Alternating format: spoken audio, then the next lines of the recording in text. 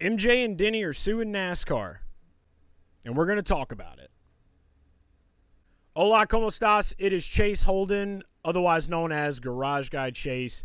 Welcome to my new YouTube channel. Make sure that you subscribe, hit that notification bell, drop a like on the video, and I damn sure want to see your comments on this one because I want to know your takes and what you're thinking, because we are about to dive into what is quite possibly the biggest NASCAR story of my 32 years of living, and definitely the biggest one of 2024.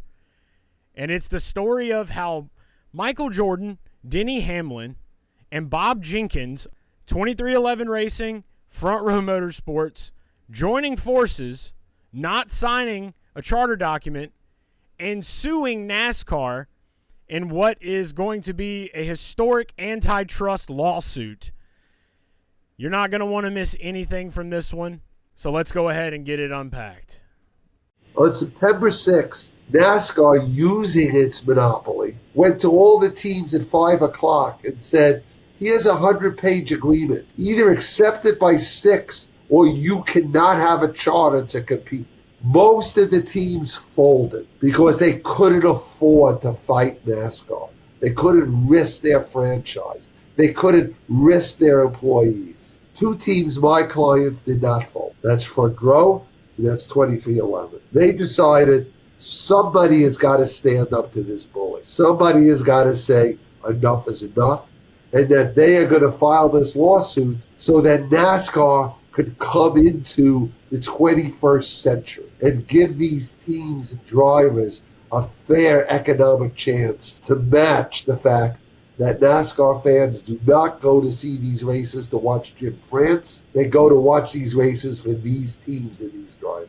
So why do you think just Front Row and 2311 were the only 2 teams to do that? You mentioned money being an issue, but there were some other top-level teams that also, I guess, assumingly so, signed this agreement. Not everybody's got the courage to stand up to a bully. I've done these fights in college.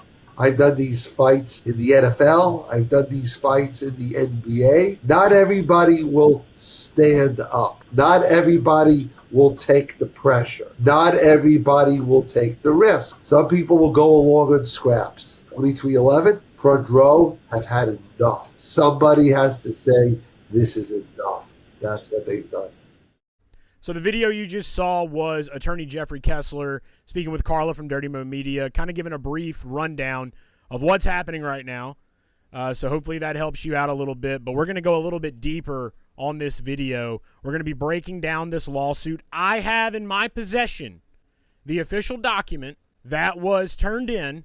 It was turned into court. It was turned into a courthouse. And it goes in and out and all around. My eyes hurt. I'm not going to lie. My eyes hurt from reading it, but I'm here on this video because I want to deliver it. As soon as I heard this story this morning, I was like, yep, I got to get to the International Chase Station and I got to make a video on this thing. So we're going to cover the major points from the document, like how NASCAR is being accused of monopolizing the sport, what this could mean for smaller teams like Front Row Motorsports, and how Michael Jordan is shaking things up in the racing world once again. So I'll be sharing my thoughts on this one later on, but first, let's just get right into the document. All right, so here we go. The United States District Court, Western District of North Carolina, Charlotte Division, a big mouthful. And this is 2311 Racing. Really weird seeing it without the XI. Looks like an address. 2311 Racing, LLC, DBA, 23XI Racing, and Front Row Motorsports Incorporated, plaintiffs versus the National Association for Stock Car Auto Racing, LLC, and James France. So Jim France listed on here, civil action number 324 CV886, complaint, jury trial demanded. This is real, and this is legit. Let's start this by taking a look and breaking down what is being discussed by monopoly power controlled by the France family. So right here, the document highlights how the France family has maintained control over NASCAR, owning most of the tracks and keeping all the decisions in-house. It even mentions that NASCAR uses its position to enrich the France family at the expense of the teams. The next one that I wanted to just dive into is this take it or leave it contracts. So on this part, it talks about how NASCAR sent teams to the new 2025 charter agreement and gave them just 1 hour to sign it. 1 hour. Dude, I can't, I barely can get off the toilet in an hour. You know what I'm saying? Like, I'm trying to do my things in peace. It takes hours to edit this video. I have no idea how long these contracts are. If it's as long as this right here, I mean, how do you expect these teams to sign this in an hour? That, to me, that's kind of sketch. Let's be real, kind of sketch. Some teams said it even felt like NASCAR had a gun to their heads. Yo, what? We got some language in this thing. Like, for one, anytime I've personally ever had a contract that I've had to sign or anything I've had to do for any of my sponsorship deals that I've done in the past, even the deal that I had with Garage Guys, NASCAR podcast, and NASCAR, I had like all the time in the world to go through it, let my lawyer go over it, and sign it. It is ridiculous to expect these teams to be handed these documents and get them back within an hour. That's just crazy. So I can totally understand why the teams feel like they had a gun to their heads. But what's even crazier to me is that with all of this, two teams decided that they weren't going to sign it and take it back within an hour. Sounds like there's a lot of scared teams.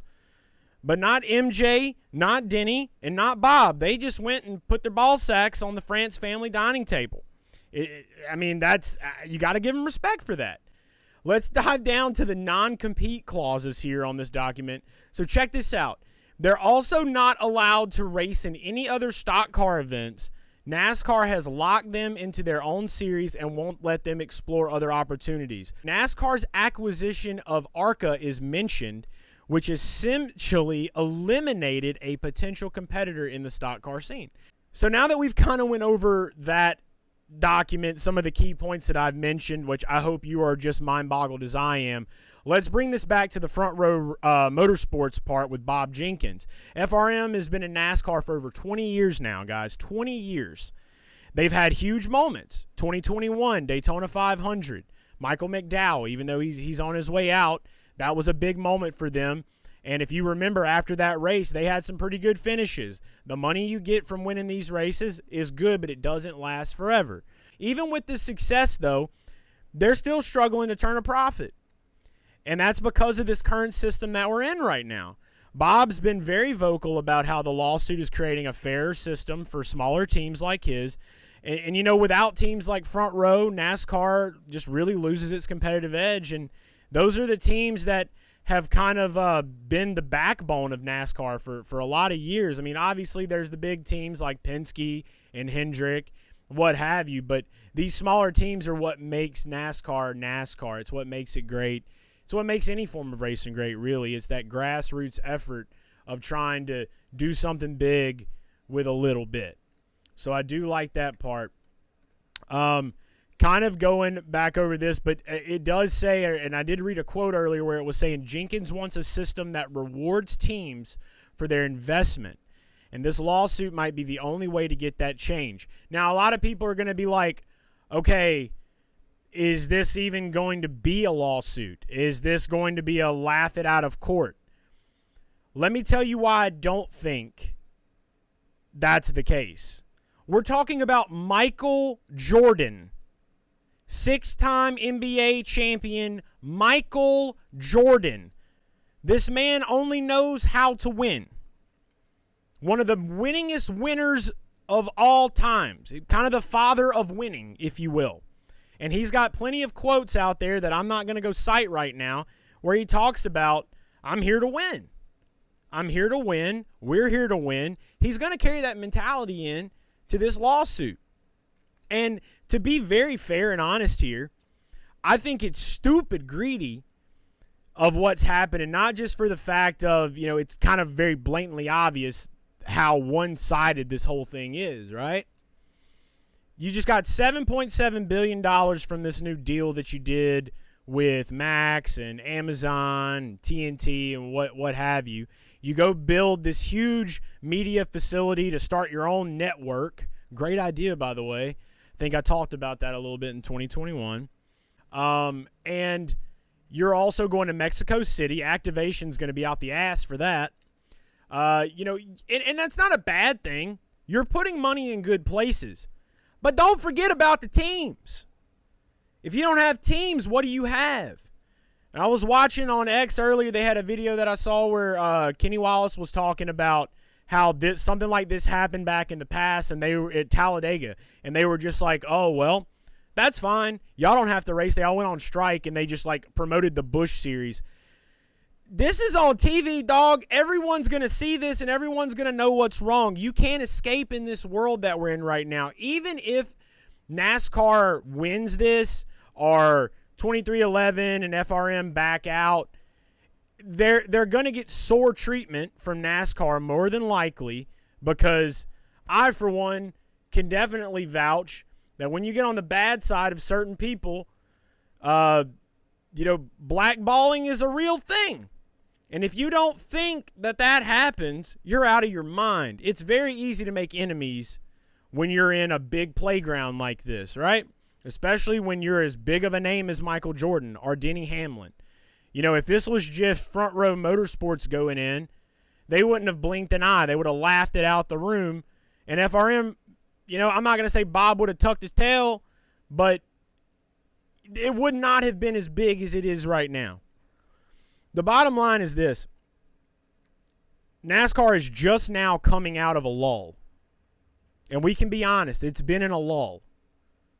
I got into the NASCAR world in 2020. I've been a fan since I was 5 years old going to Talladega. I'm from the South. Talladega was my home track. I'm from Louisiana. I mean, I've been going to the Boulevard since I was 5. This sport's in my blood. I love it. I don't love what I'm seeing, though. I don't love the leadership. I feel like they lack a lot of passion up in the big buildings. I feel like too many people are a little bit more focused on ladder climbing than they are on the sport that we all love. Maybe that's a bold statement. I don't care. I'm here to say that when you've got a guy like Michael Jordan coming into NASCAR that Denny brought over in 2020 to make one of the biggest news stories in history, and that all kind of dominoed on top of each other, and a lot of other little things kind of, going into the pot to really make NASCAR start becoming this amazing show, you're just now getting there. You're not NFL right now. You're getting there, but you're not NFL right now. Michael Jordan has literally been the shot resurgence that this sport needed. He has brought fans of all types into the NASCAR world. Hell, when Tyler Reddick won at Talladega, people tripped out more about a picture of Michael holding Tyler's son than they did about Tyler winning the race. What does that say? And for Michael to be this vocal and to be this active in showing that he's not afraid to put his balls on the Francis dining room table, I love that. Because it's what this sport needs. It needed a wake-up call. There was a quote that I read where Kessler was talking about, the attorney Kessler was talking about how the Francis are treating NASCAR like their personal piggy bank. MJ has had quotes come out where he's saying that this sport is going to be ran to the ground if something doesn't change. Change is a good thing. And you got to make it happen at some point. This is not the Francis sport. This is the sport of the fans of NASCAR. This is a sport for the teams of NASCAR. This is a sport for the drivers, the employees that are passionate and love working for the business of NASCAR. You got to remember that at the end of the day. You got possibly more than you could ever ask for, and I get it. Business is business. I'm not trying to mix emotions. I understand that what's happening over here may not be illegal, but it was bound to happen at some point. This was bound to happen at some point, and I am just so glad that we finally get to see a team that is not afraid to put some ball sack on the table. And I may have overdone the ball sack reference, but God, I love it because it's exactly what's happening right now. Somebody had to do it, and I'm glad that it was Michael Jordan and Dennis Hamlin of 2311 Racing. A lot of people are already speculating that, you know, in 2025, this team is going to get a lot of shit. And there is a part of this document which basically discusses how they plan to still compete. They have both determined they will compete no matter what. It determines how they will be able to compete.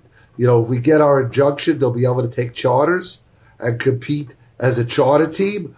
If they don't get the injunction, they will have to compete as open teams next year, but they will be there no matter what. They're not giving up on NASCAR, at least for next year. I don't know how long you can keep competing as an open team, but the idea would be for some time they can do that, and they will at least go out trying to do that next year to start. But we hope it doesn't come to that. We expect that we have a good chance of getting our injunction, and then they will just compete as charter teams. That's kind of bold. I'll be real with you. That's a little bold. I think you're kind of asking for trouble doing that. But, I mean, hey, at the end of the day, your back's already on the wall now. So you've got to be ready to do whatever it takes in this moment. I'm going to hop off my soapbox now, but I just had to take this moment to kind of show you guys what was inside of this document. I have a link to the document in the description. Go check it out. Read it yourself. And please do get in the comments. I want to see what you have to say about this, how you're feeling about this. If you've got any information on this, maybe that no one's heard yet, put it here in the comments, okay? I love the sport of NASCAR. I love motorsports. I love racing. I love IndyCar and I love NASCAR, and I hate to see these kind of things happen, but I do love to see when someone decides to take a stand. And the more people that do take a stand for the sport that they love, the more passionate fans that come out, the more passionate team owners, the passionate drivers speaking up, speaking out for what they believe in, not being afraid of getting the slap on the wrist or getting canned or getting booted. That's what leads to change. You want change, do what MJ, Denny, and Bob are doing. That's my take, and I'll see you guys on the next video.